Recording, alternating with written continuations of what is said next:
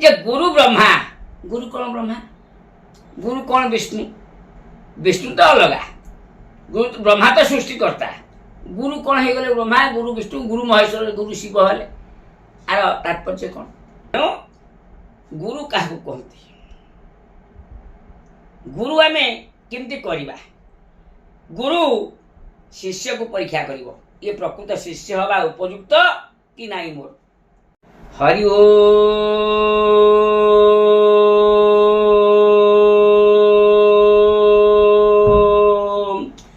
गुरुर्ब्रह्मा गुरु विष्णु गुरुदेव महेश्वर गुरु साक्षात परम ब्रह्म तस्मै श्री गुरवे नमः तस्मै श्री गुरवे नमः अखंड मंडलाकारं व्याप्तजन चराचर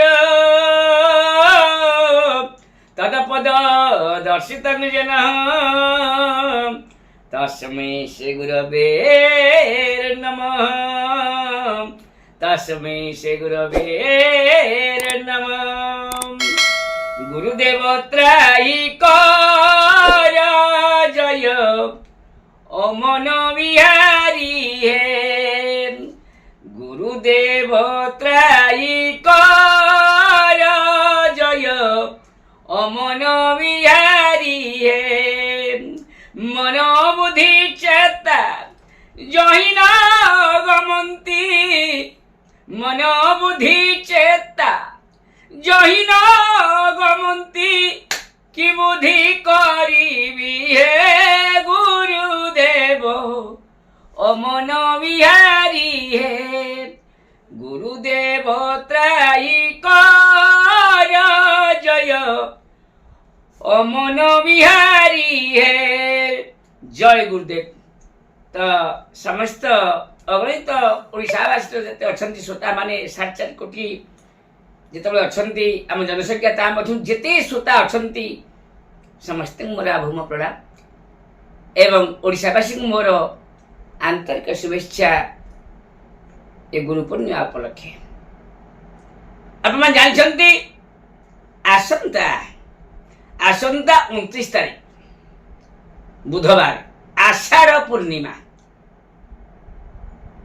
ताको आमे व्यास पूर्णिमा कही थाउ के ये गुरु पूर्णिमा कहती आर प्रकृत तात्पर्य कौन हम आलोचना करिया से कथा प्राय आप जानी सूचे देवा पड़ो किए कौन जानी समस्त तो छोट बड़ ज्ञानी होती बड़ बड़ ज्ञानी तथापि आम कि सूचेवा देखु व्यास पूर्णिमा ता ना दि जाए व्यास संस्कृत भागवत रचना करते से दिन व्यास जन्मदिन व्यास पूर्णिमा कह बुध पूर्णिमा कह गुरु पूर्णिमा कह अनेक कथा एणु आषाढ़ पूर्णिमा को आम गुरु पूर्णिमा भाव में ग्रहण कर कहीं ग्रहण कले गुरु पूर्णिमा कौन गुरु ब्रह्मा गुरु विष्णु गुरुदेव महेश्वर गुरु साक्षात परम ब्रह्म तस्मै श्री गुरवे नमः गुरु ब्रह्मा गुरु विष्णु गुरुदेव महेश्वर गुरु साक्षात परम ब्रह्म तस्मै श्री गुरवे नमः। तो सज्जन मंडली सुंदर कथा आपन को आज कहूची जे गुरु ब्रह्मा गुरु कौन ब्रह्मा गुरु कौन विष्णु विष्णु तो अलग गुरु ब्रह्मा तो सृष्टि करता गुरु कौन हो गले ब्रह्मा गुरु विष्णु गुरु महेश्वर गुरु शिव हेले आर तात्पर्य कौन आपन देखो व्यासदेव संस्कृत भागवत रचना करथिले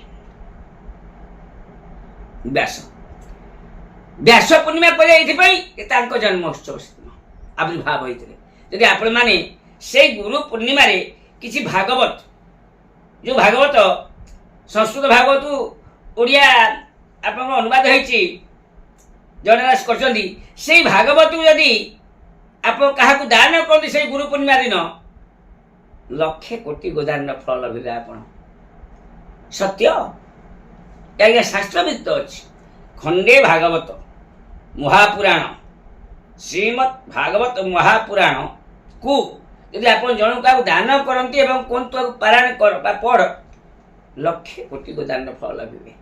100 ଥର ପୁରୀ ଜଗନ୍ନାଥ ଦର୍ଶନ କରିବା ଯାହା, ବ୍ୟାସ ପୂର୍ଣ୍ଣିମା ଦିନ ଖଣ୍ଡେ ବହି ଖଣ୍ଡେ ଭାଗବତ ପୁସ୍ତକ ଜଣକୁ ଦାନ କରିବା ସେଇଆ। ସେଥିପାଇଁ ଆମେ ସେଇ 29 ତାରିଖ ଗୋଟେ ପ୍ରୋଗ୍ରାମ ରଖିଛୁ, ଯାହାକି ଜଗତସିଂହପୁର ମୁଣ୍ଡାସାହି ପାଖରୁ ବୋଧେ 4 କିଲୋମିଟର ବାଟ ପଡ଼ିବ କଣ୍ଟିଲୋ। ସେଇଠି 15-17 ବୋଧେ ଭାଗବତ ଟୁଙ୍ଗୀମାନଙ୍କୁ ଶ୍ରୀମଦ ଭାଗବତ ମହାମଞ୍ଚ ତରଫରୁ ଭାଗବତ ପୁସ୍ତକ ବଣ୍ଟନ କରାଯିବ। ଆସନ୍ତୁ ନା, ଆପଣ ଆମ ସହିତ ସାମିଲ ହୁଅନ୍ତୁ, ଭାଗବତ ପୁସ୍ତକ ଆଣନ୍ତୁ, ବଣ୍ଟନ କରିବା ସମସ୍ତେ। ଭାଗବତ ପୁସ୍ତକ ବଣ୍ଟନ କଲେ ଲକ୍ଷେ କୋଟି ଗୋଦାନର ଫଳ ଲଭିବେ। 100 ଥର ପୁରୀ ଯାଇ ଅଭଡ଼ା ପାଇବା ଯାହା, ଗୋଟିଏ ଭାଗବତ ପୁସ୍ତକ ବଣ୍ଟନ କରି ଆସିବା। ସେଇଦିନ ବ୍ୟାସ ପୂର୍ଣ୍ଣିମା ଦିନ, ବ୍ୟାସଙ୍କ ଜନ୍ମଦିନ, ଭାଗବତ ଯିଏ ରଚନା କରିଥିଲେ ସଂସ୍କୃତରେ। ଯାହା ହଉ, ଗୁରୁ କାହାକୁ କହନ୍ତି? ବ୍ୟାସ ହେଲେ ଆମର ଗୁରୁ, ଜଗତ ଗୁରୁ। କିଏ ହେଲେ ନା କୃଷ୍ଣ ବନ୍ଦେ ଜଗତ ଗୁରୁ। ଆଉ କିଏ ଗୁରୁ ହେଲେ ନା ଆଦି ଶଙ୍କରାଚାର୍ଯ୍ୟ ଆମର ଜଗତ ଗୁରୁ ଉପାଧି ପାଇଛନ୍ତି। ଆଉ କିଏ ଗୁରୁ ହେଲେ? ସଦଗୁରୁ। ଜଗତ ଗୁରୁ ପରେ ସଦଗୁରୁ। ସଦଗୁରୁ ଯେବେ ମାରେ ଗୋଇଠା, ଅନ୍ଧାର ଘରେ ଜଳେ ଗୋଇଠା। ଚିନ୍ତା କରନ୍ତୁ ଆପଣ, ଯଦି ସଦଗୁରୁ ଗୋଇଠାଟା ପକେଇବ, ଅନ୍ଧାର ଘରେ ବି ଆଲୁଅ ହେଇଯିବ, ଗୋଇଠା ଜଳିବ। ଏଣୁ ଗୁରୁ ବ୍ରହ୍ମା ଗୁରୁ ବିଷ୍ଣୁ ଗୁରୁଦେବ ମହେଶ୍ୱର ଗୁରୁ ସାକ୍ଷାତ ପରମ ବ୍ରହ୍ମ ତସ୍ମୈ ଶ୍ରୀ ଗୁରୁ। ମହାପୁରୁଷ ଅଚ୍ୟୁତାନନ୍ଦ ଗୁରୁ ପରମ୍ପରାରେ କ'ଣ କହିଛନ୍ତି? ଯେ ଗୁରୁ, ଆଜିକାଲି ତ ଆଉ କେହି ଗୁରୁ ନାହାନ୍ତି କି ଶିଷ୍ୟ ବି ନାହାନ୍ତି। ଗୁରୁ ମିଳିବେ ଲକ୍ଷ ଲକ୍ଷ, ଶିଷ୍ୟ ନ ମିଳେ ଏକ। ଶିଷ୍ୟ ମିଳିବେ ଲକ୍ଷ ଲକ୍ଷ, ଗୁରୁ ନ ମିଳେ ଏକ। ଏଇଆ କିଏ କୋଉ 2-4ଟା ଖଣ୍ଡେ ମନ୍ତ୍ର କ'ଣ ଶିଖିଦେଲେ, ଆସ ମୁଁ ଗୁରୁ କରିବି, ମୁଁ ଶିଷ୍ୟ କରିବି, ଆସ ମୁଁ ଗୁରୁ।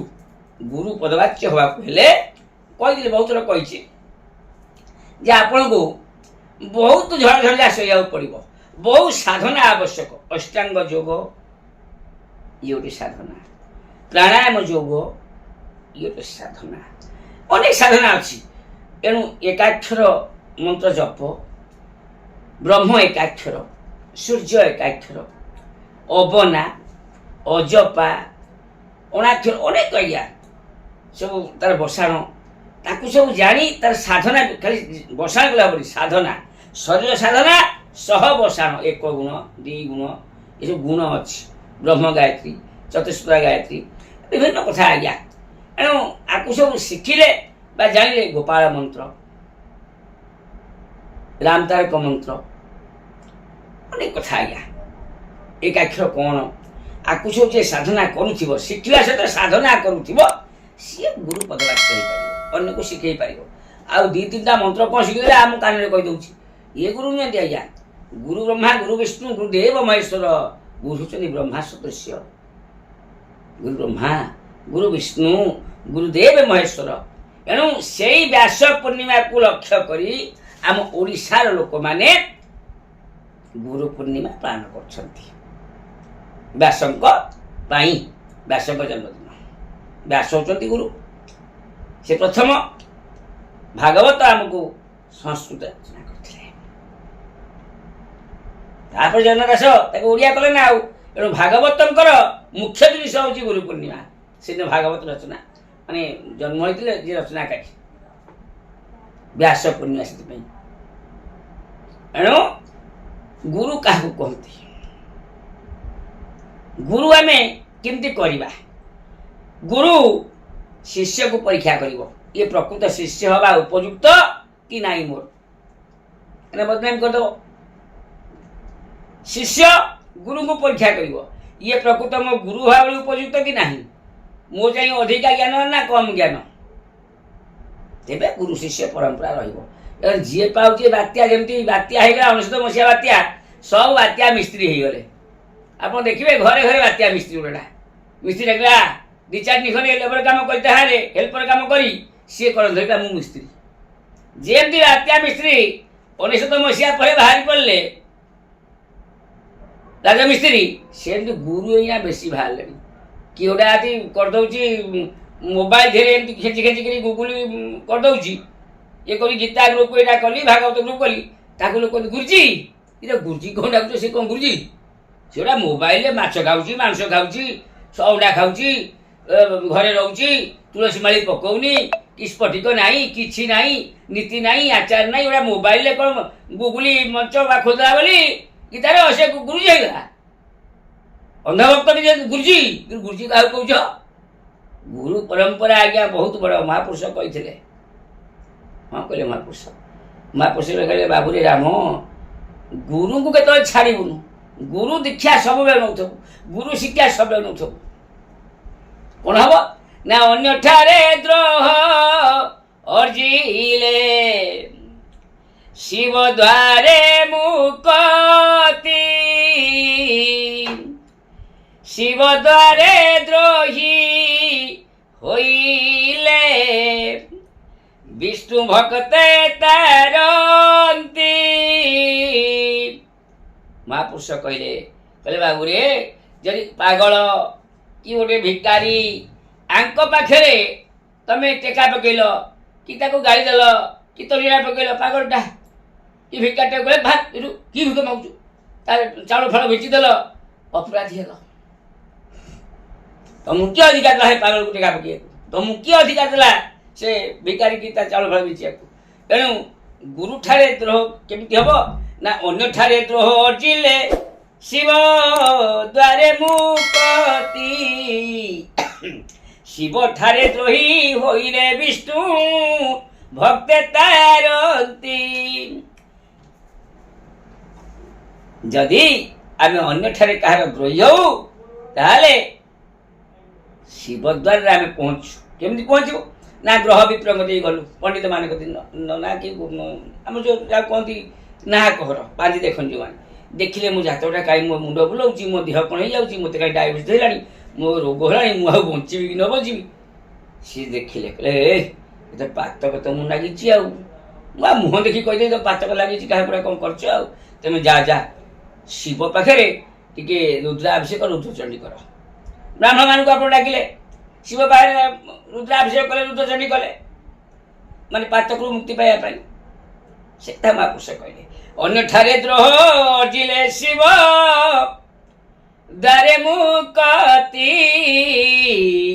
ଶିବ ଠାରେ ଦ୍ରୋହୀ ହୋଇଲେ ବିଷ୍ଣୁ ଭକ୍ତେ ତାରନ୍ତି ଅନ୍ୟଠାରେ ଦ୍ରୋହ କଲେ ଶିବ ପାଖରେ ଆପଣ ମୁକ୍ତି ପାଇବେ ଶିବ ଠାରେ ଦ୍ରୋହୀ ହେଲେ ବିଷ୍ଣୁ ଭକ୍ତ ତାରନ୍ତି କେମିତି ବିଷ୍ଣୁ ତାରିବେ ନା ଏମିତି ହେଇଛି କ'ଣ କରିବା ନା ତୁମେ ଯା ଶିବ ପାଖରେ କୋଉଠି ଦ୍ରୋହୀ ହେଇଯାଇଛ ଶିବ ତମକୁ କୋପ କରିଛନ୍ତି ଦେବ ମହାଦେବ ନା କ'ଣ କରିବା ତମେ ବିଷ୍ଣୁ ବାହାରେ ପଡୁନା ଆଇଲେ ନନା ଡାକିଲେ ବିଷ୍ଣୁ ଡାକିଲେ ତତ ପଦଂ ଜୀବିତ ଚକ୍ର ତତଂ ତୁଇ କୃଷ୍ଣାୟ ଗୋବିନ୍ଦାୟ ଗୋପୀଜନ ଭଲ ଚାଲିଲା ଆଉ 108 ତୁଳସୀ ପତ୍ର ଶ୍ଵେତ ଚନ୍ଦନ ଆଗେ ବିଷ୍ଣୁଙ୍କ ପାଦରେ ଚଢ଼ା ହେଲା ଶିବଠାରେ ଦ୍ରୋହ ଅର୍ଜିଲେ ବିଷ୍ଣୁ ଭକ୍ତେ ତାରନ୍ତି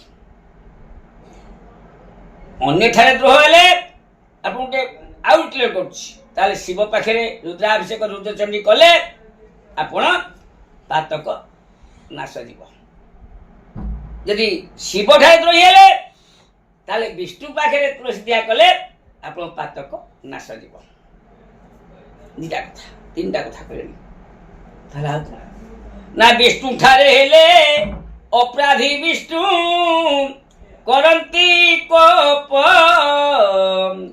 ବିଷ୍ଣୁ ଠାରେ ଦ୍ରୋହ ଅର୍ଜଇ ଯେଉଁ ମୂଢ଼ର୍ଖିତ ମହାପୁରୁଷ କହିଲେ ବାବୁରେ ଏଣୁ ଯଦି ବିଷ୍ଣୁ ଠାରେ ଦ୍ରୋହ କଲ ତାହେଲେ କ'ଣ କରିବ ନା ସବୁ ଖାଇ ପାଣିରେ ହାତ ଧୋଇବ ପାଣି ଖାଇ କୋଉଠି ହାତ ଧୋଇବ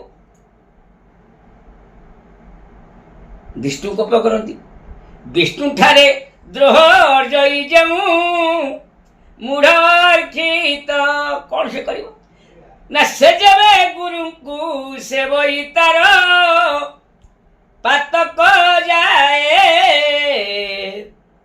ଗୁରୁ ଠାରେ ଦ୍ରୋହ ଅର୍ଜିଲେ ବଜ୍ର ନିପିତ ହୁଏ ଆଉ ତ ଠିକ ବୁଝିପାରୁଥିବେ ଗୁରୁ ପୂର୍ଣ୍ଣିମାର ଅର୍ଥ କହୁଛି ଯେ ଯଦି ବିଷ୍ଣୁ ଠାରେ ଅପରାଧୀ ଆମେ ହେଲେ ତାହେଲେ କୋଉଠି ଯିବା ଆଉ ଅନ୍ୟଠାରେ ଦ୍ରୋହ ହେଲେ ପାଗଳା ଫଳା ପାଖରେ ଦ୍ରୋହୀ କଲେ ପାପ ହେଲେ ଶିବ ଗତି ହେଲେ ଶିବ ଠାରେ ଦ୍ରୋହୀ ହେଲେ ବିଷ୍ଣୁକୁ ଆସି ମାରି ଧରିଲେ ତୁଳସୀ ଦିଆ କଲେ ବିଷ୍ଣୁ ଠାରେ ଅପରାଧୀ କଲେ କେହି ରକ୍ଷା କରିପାରିବେ ନାହିଁ ଜଣେ ରକ୍ଷା କରିବ से जेबे गुरु को से बई तार पातक जाए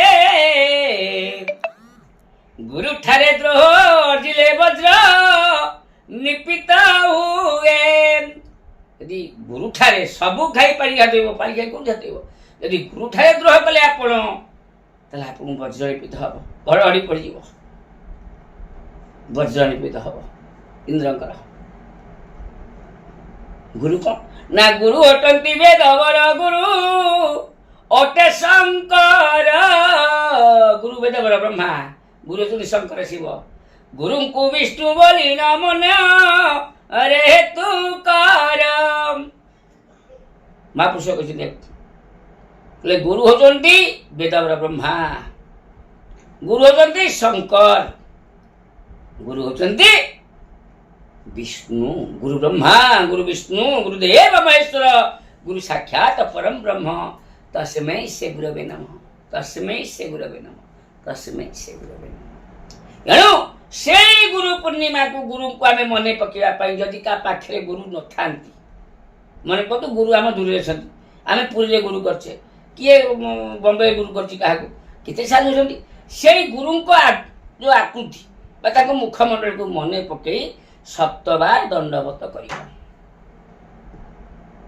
7 बार दंडवत मुंड नगे दंडवत कर गुरु उद्देश्य हे गुरुदेव तुम जो था ना कहीं मो प्रणाम ग्रहण कर किंबा आज गुरु देहांत होती मो गुरु ना मदन मोहन दास गले 10-15 वर्ष ला कौन करी मु कौन करी ना धड़ा फुलटी चंदनटी गोटिकिया पान थोईदेवी गुरु को पादासन थोड़ी आंठेकरी मुख को जो शरीर जहाँ अच्छी मुह केमती आखि केमती नाक केमती आंकी देवी मने मने आंकी दे प्रणाम करी हे गुरुदेव मते एथु पारी कर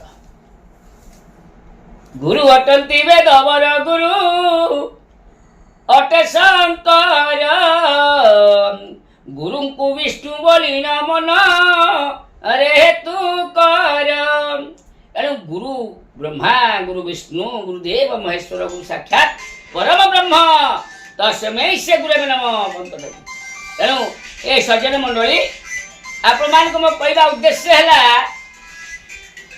आसंता 29 तारीख जो गुरु पूर्णिमा हेउची गुरु पूजन दिवस को गुरु ना कर्ण गुरु ताकू पूजा कले गुरु को आपण मुक्ति पाइबे से कथा कहले जे शिव विष्णु जेते देवादेवी अछंती समस्त अपेक्षा गुरु जे सद्गुरु आपणकर से सर्वश्रेष्ठ से व्यासदेव रचना करथिले संस्कृत रे भागवत तांका जन्मदिन को व्यास पूर्णिमा बोली कहा जाए तार कि मनती है गुरु परंपरा को मने पकेबा शिष्यंकर आजिकल तो गुरु नहांती जे कहवा झीओटे गूगल मीट खोल दउची मोबाइल से टिपि टिपि गिरी ताकू सब डाके अंधाभक्त गुरुजी गुरुजी से माछ खाऊची मांस खाऊची परहड़ी खाऊची परपकारी खाऊची रसोई पेज खाऊची ना बेके तुलसी माली अच्छी ना स्फटिक अच्छी ना ब्राजिल अच्छी ना कौन अच्छी ना मोती अच्छी किसी अच्छी ये सब नीति रे पड़े